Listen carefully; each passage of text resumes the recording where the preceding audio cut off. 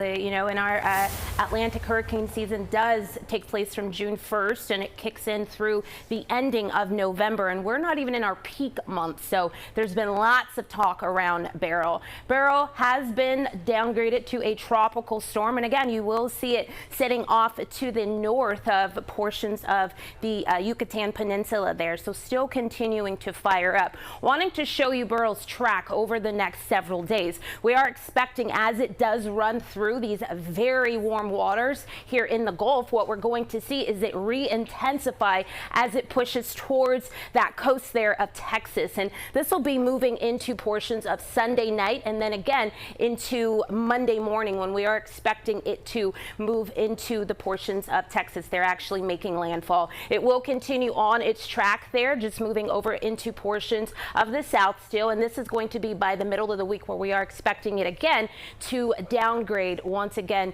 to that tropical depression status, but not without putting a few of our tropical storm warnings and watches in place. We do not only have a hurricane watch here along that Texas coastline, but also a storm surge watch, and it's going to be throughout the same area, stretching from, I'd say, all the way down near San Perlita, and it's going to go all the way up through portions of Houston. So again, if you do have family or friends in the area, making sure to check on them as that storm does approach that Texas coastline, moving into the later half of this weekend and also next week. For us here, no threats across portions of the northeast because of Beryl, but we do have our own situation going on. We do have a trough in the area. We have a stationary front sitting off to the north of us, and we also have a cold front sitting out to the west of us with that low pressure system. What it's doing is making not just for all of those muggy conditions outdoors, but our humidity, our heat today, and also the possibility of our showers and storms pushing through. In addition to showers and storms, here's a look at our temperatures for today.